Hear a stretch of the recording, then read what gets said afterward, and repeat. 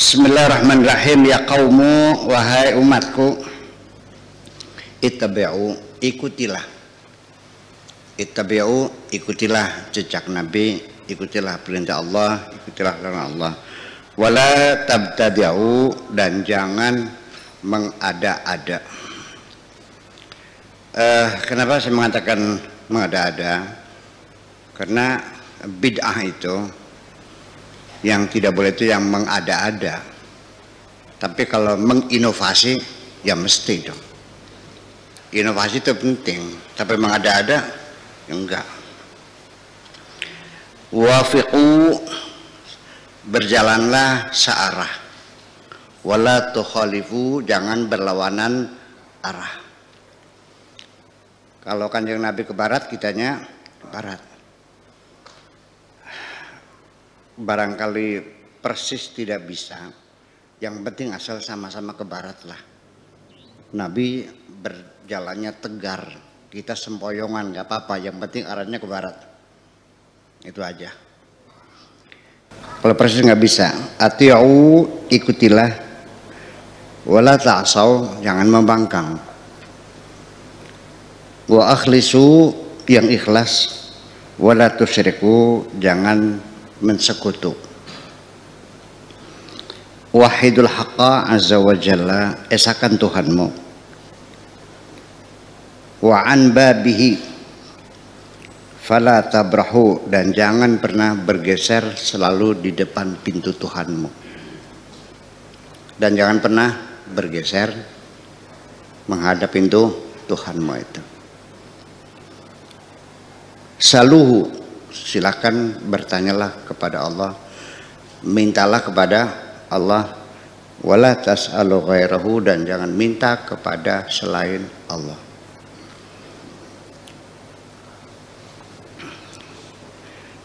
Minta kepada Allah, jangan minta kepada selain Allah. Dalam kehidupan kita sehari-hari, kita minta uang sama ibu enggak? Minta diajarin sama guru enggak? Minta tolong Pak Edi suruh bangun gedung enggak? Boleh enggak? Nah, di sini masih dibedakan minta antar kita dan minta kepada Allah. Kalau minta kepada kita itu adalah sifatnya resiprokal. Ada imbal balik kepentingan. Saya minta tolong ke Pak Edi untuk bikinkan kamar mandi santri putri. Tidak gratis, tetapi ada imbalannya. Jadi artinya bahwa bukan hanya minta materi, minta yang non materi pun imbal balik. Anda jangan minta penghormatan dari saya, cobalah Anda mulai dari diri Anda sendiri. Bagaimana kau minta dihormati kalau Anda tidak menghormati orang? Tidak mungkin dong. Dunia ini sifatnya adalah resiprokal. Nah, itu namanya bukan di sini maksudnya. Yang minta gratisan itu sama Allah saja. Orang nggak mungkin dong. Mungkin nggak kamu minta uang sama saya 1 miliar, saya kasih. Saya minta jaminannya apa? Lalu bunganya per bulan berapa? Nggak bisa dong. Nah, yang berhak memberi gratis itu hanya Allah. Itu persoalannya. Jadi kita mesti jelas. Orang sibuk musyrik tapi nggak paham musyrik gimana sih? Jadi artinya jangan sampai kita karena kita minta jadi berarti kita musyrik itu, yang enggak juga. Selagi ada imbalannya namanya imbal balik namanya. Ya kalau jadi artinya kita hanya boleh minta kepada Allah saja. Jangan pernah minta kepada selain Allah. Yang lain mah reciprocal, artinya tukar menukar kepentingan dan sebagainya. Take and give itu selalu ada. Ista'inu bihi, mintalah tolong kepada Allah, wala tasta'inu bi ghairihi, minta tolong kepada Allah, jangan minta tolong kepada selain Allah. Tawakkalu alaihi, bergantunglah kepada Allah saja, wala tatawakkalu ala ghairihi, dan jangan bergantung kepada siapapun. Karena bagaimanapun namanya berharap bantuan dari siapapun, tidak mungkin seseorang akan membantu kamu. Pinjam uang dah atau minta bantuan. Kalau kita minta sama Allah, tinggal minta aja, Allah kasih. Allah nggak minta apa-apa kok. Hanya satu, Allah yang minta pengakuanmu aja kok. Tidak lebih dari itu. Allah tidak minta imbal balik pada kamu. Ketika Allah menyuruh Anda itu beribadah, itu bukan karena Allah butuh sama kamu. Karena apa yang kau lakukan nanti keuntungannya untuk dirimu sendiri. Allah tidak butuh salat kamu kok. Apa sih untungnya Allah dari salat kamu? Allah nyuruh puasa. Apa sih untungnya? Enggak kok. Untuk siapa? Untuk dirimu sendiri. Semuanya itu. Nah itu. Makanya jadi kalau kita sudah yakin bahwa Allah tempat meminta, Allah yang beri pertolongan pada kita, sebetulnya tanpa disuruh juga realitanya seperti itu. Yang bisa menolong kita hanya Allah sebetulnya. Itu kan perasaan kamu saja bisa menolong, bisa minta tolong pada orang lain. Sebetulnya siapa sih yang menolong kamu? Jujur aja. Pak Edi minta bantuan sama saya, boleh. Kalau saya ada kan. Kalau saya nggak punya bisa bantu nggak? Pak Edi minta bantuan sama saya, pinjam uang 100 juta. Kalau saya nggak punya bisa bantu nggak? Persyaratan pertama harus ada. Oke. Sekarang saya uangnya ada. Kalau saya nyebut sendiri saya kasihkan nggak? 2. Yang ketiga, kalau saya nggak percaya saya kasih nggak? Ada 3 lapis hambatan dan belum tentu. Bahkan setelah kita kasihkan juga, kalau memang belum rezekimu nggak nyampe juga kok. Mobil yang saya pakai untuk mengantarkan uang ke PD tabrakan, duitnya hilang. Pernah nggak makan sudah di depan mulut jatuh? Itu bukan rezeki kamu. Susah. Jadi nyatanya sadar tidak sadar bahwa yang bisa menolong kamu adalah Allah. Itu saja persoalannya, ini mesti dijelaskan. Kemudian tawakkalu alaihi wala tatawakkalu ala ghairi. Kita semakin bergantung kepada Allah itu selalu di penghujungnya selalu mengecewakan kita kok. Ya, semakin banyak engkau berharap dari orang lain, Anda semakin siap menanggung kekecewaan. Itu aja. Dan jangan terlalu banyak berharap sama siapapun kok. Wa antum ya khawas, dan kamu ini yang khawas ini orang-orang sudah kelas khusus semua ini. Gitu. Salimu nufusakum ilaih, serahkan dirimu kepada Allah semuanya. Wardau bitadbirihi, dan siap menerima dengan segala senang hati segala perencanaan Tuhanmu, segala rencana Tuhanmu. Ya, fabikum. Nah, baru setelah Allah merencanakan, namun secara formalitasnya seolah-olah itu rencana kamu. Wastaghilu bidzikrihi, dan sibukkan dirimu dengan berzikir kepada Allah. Duna mas'alatihi, tanpa harus engkau meminta kepadanya. Berzikir saja, ingat saja Tuhanmu, dan tanpa harus meminta apapun kepada Allah.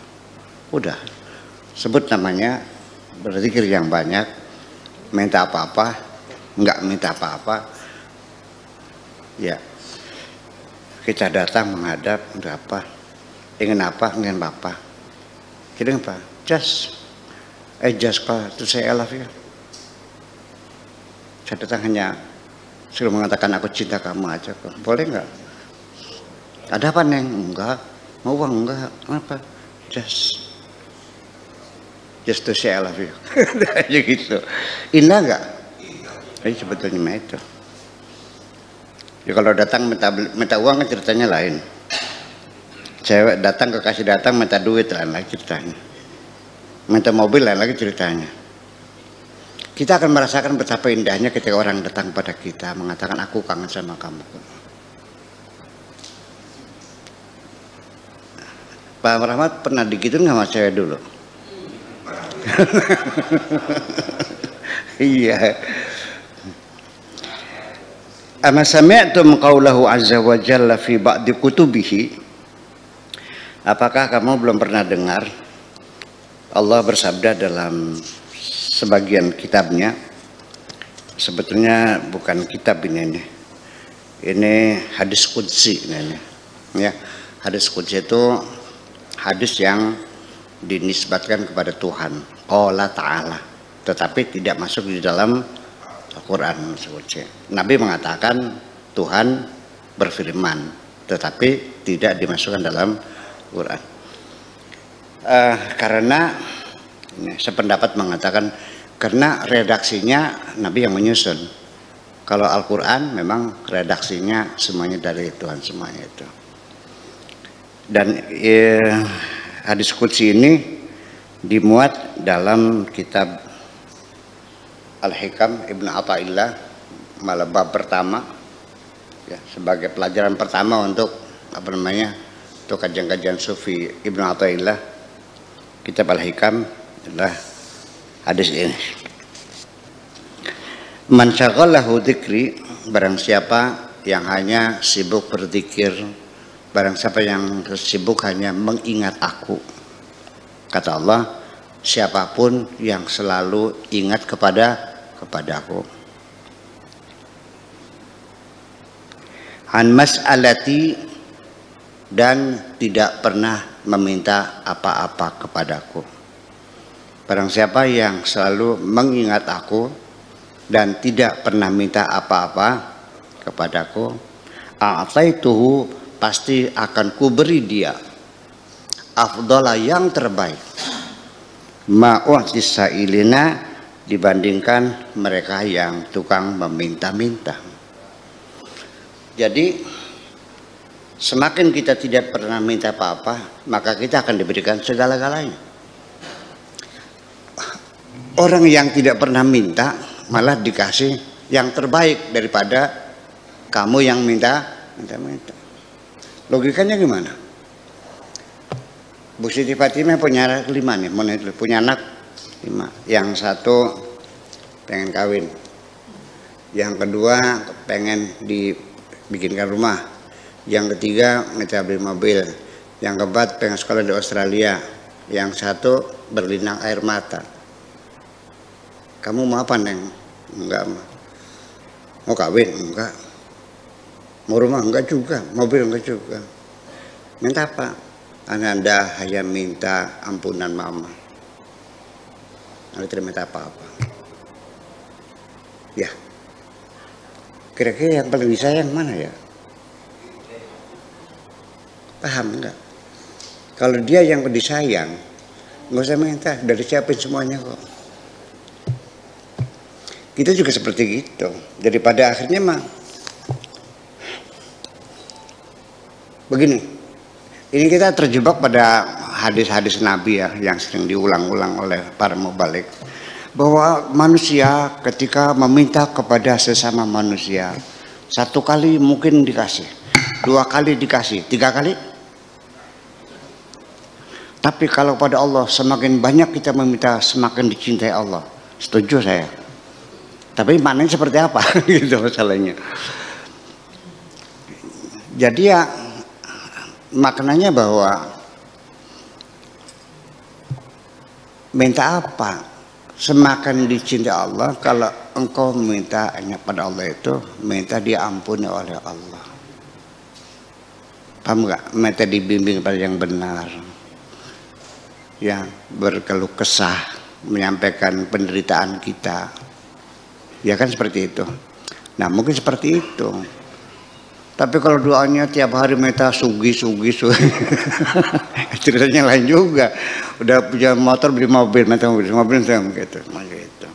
Nah itu yang di persoalan bahwa